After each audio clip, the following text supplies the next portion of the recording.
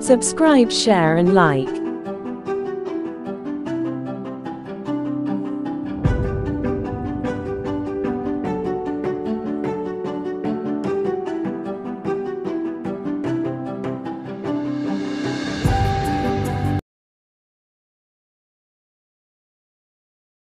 منصتي مشكورا. Assalamualaikum warahmatullahi wabarakatuh. Salam sejahtera. Alhamdulillahillazi anzala ala abdihi alkitaba wa lam yaj'al lahu iwaja. Wa usalli wa sallim ala rasulihil karim wa ala alihi wa sahbihi ajma'in. Rakan-rakan tiba-tiba Perdana Menteri dari Timor Leste, Samani Sabino Lopez, Dr. Zahid Hamidi dan Fadilah Yusuf, sahabat saya Akhul Karim Syekh Abdul Karim Al-Aisa Amin Al-Am Rabitatul Alam Al-Islami, Menteri Agama, Menteri-Menteri, tetamu-tamu yang saya muliakan.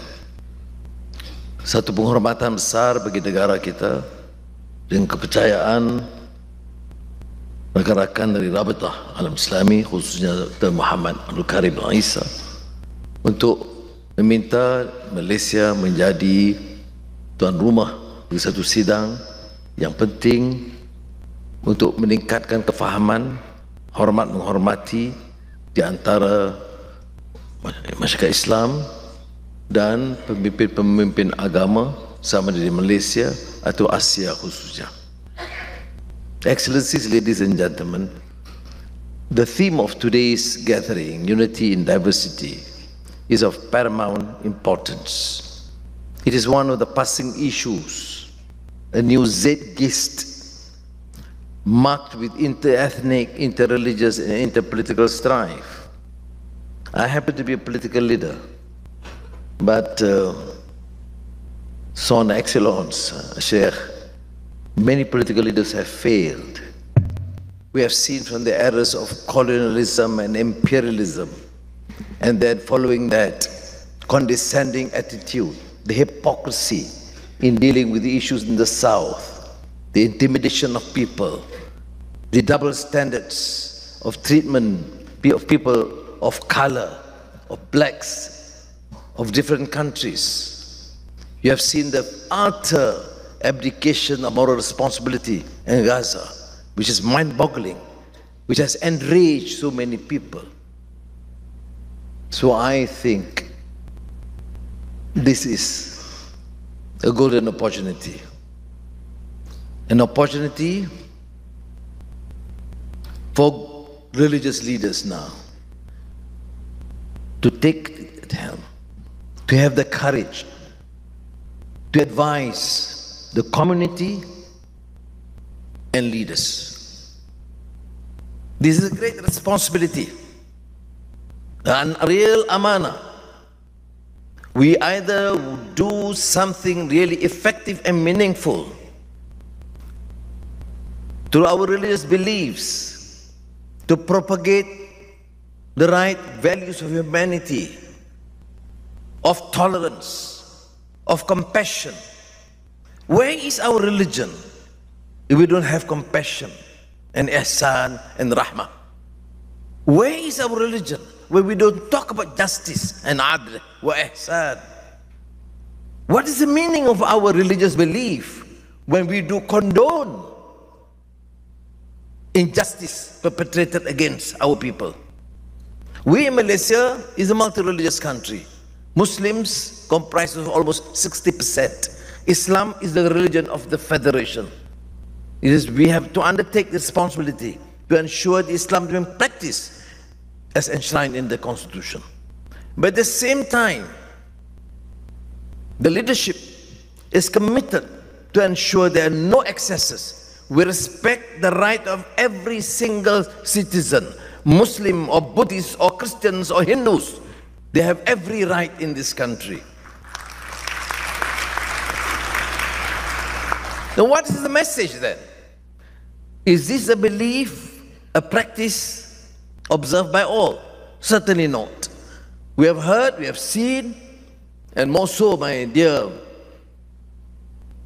brother and sheikh, who is not only a great da'i, but a great scholar himself, Dr. Abdul Karim Isa, he knows, he travels. He's trying to promote that sort of understanding. Because many other countries, religious minorities are being persecuted, being treated as second-class citizens, denied their rights, insulted, abused. And let this be a message that we in Malaysia, although we remain steadfast Muslims and we want to adhere to Islamic principles, we want justice for every single citizen in this country. And this message should be loud and clear to my friends here and abroad, in the East and the West, that this must be respected, whether Muslims are in the majority here in Malaysia or Muslims are in the minority elsewhere.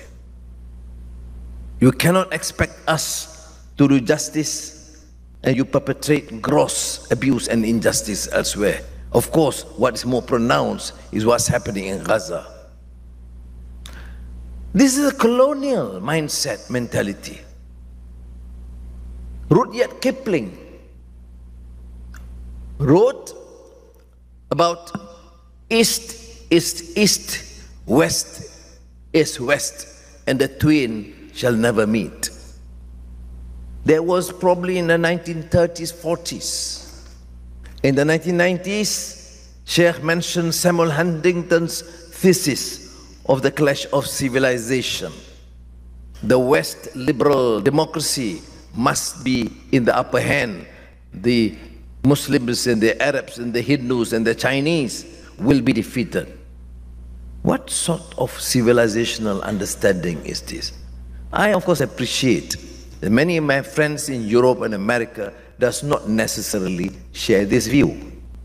And this is precisely the reason why this dialogue is of utmost importance.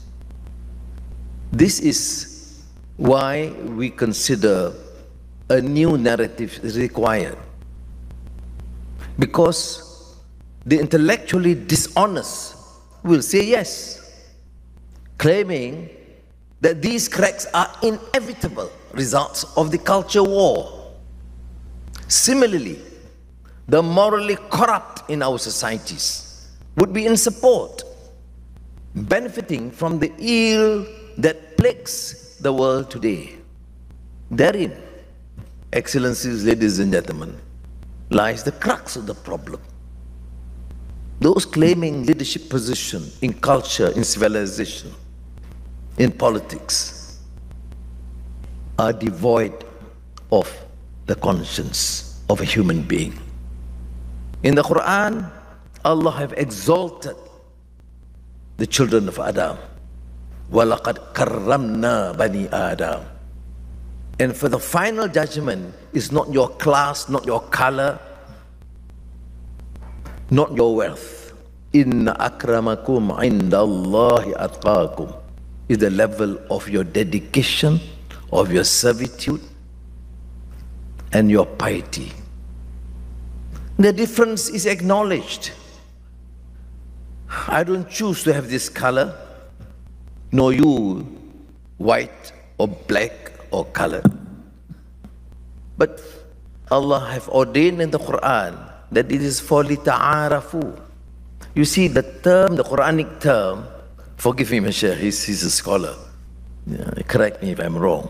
Lita'arafu is not tolerance.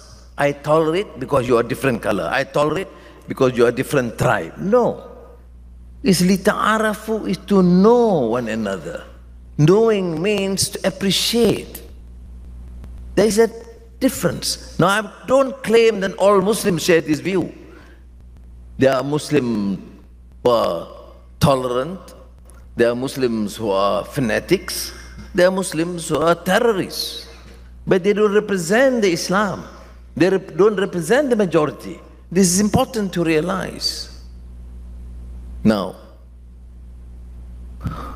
therefore, we will have to strongly encourage this.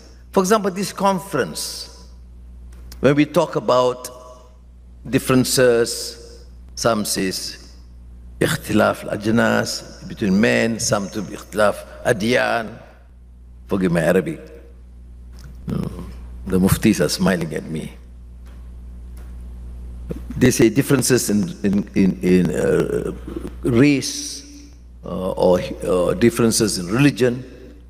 Why must Malaysia support the initiative by Rabita to organize this conference? Are you promoting liberal views or pluralistic views? No, we do not. We promote lita'arafu. We promote understanding. We promote karamah insaniyah. We promote humanity. And it is the duty, more so of the Muslims, to present a character that is tolerant, understanding, and more so again, compassionate and just. It is therefore my fervent hope, and I respond with respect and affection what the Amin al-Am of Rabita al-Alam al-Islami suggested, that inshallah the Kuala Lumpur summit will be a permanent feature in Malaysia. It is important, pertinent in this country to promote the understanding of Islam, to promote a message of peace, to promote rahmatan lil alameen, and to showcase and to be advised if this conference you observe among the Muslims here, among the Christians or Buddhists or Hindus here, that things need to be done to be improved. Let me say, I listen with all humility because I want to be like you, to be successful in this dunya and the hereafter. I want to listen to your advice, to your criticism, to your suggestion, how, whilst we are trying our level best to enhance our understanding of Islam and practice what is being ordained in the Quran and the Sunnah of Rasulullah sallallahu alaihi wasallam, we want also to convey a message of affection, of compassion, of justice for all our citizens, Muslims and non-Muslims. Our priority, other than that, is to make sure we succeed. There are many in our midst who are living in abject poverty. We'll be deprived of the new technology, of digital transformation and the artificial intelligence. And these are important in our lives, of good quality education, of public health facilities. And it is our duty, therefore, to ensure that governance is guided by strong moral and ethical values. Rid the country of excesses and corruption, abuse of power, and arrogance of power. I stand guided. I look forward to your suggestions. And may I express again, Jazakumullah khairan kathiran, special thanks and appreciation to all of you to be present today, and may the deliberations give us hope for the future. General people are sick and tired of the bickering among political leaders, devoid of moral precepts and conscience and the meaning of justice. They can talk at the top of their voice about democracy, human rights. We don't know what to believe anymore. So let the religious leaders take your place. Be more effective, courageous in your views, including against your own followers. You may be a Buddhist leader, you may be a Hindu leader, you may be a Muslim leader or a Christian leader. justice is justice.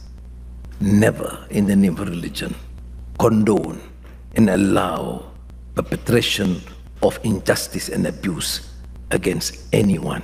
May Allah help us.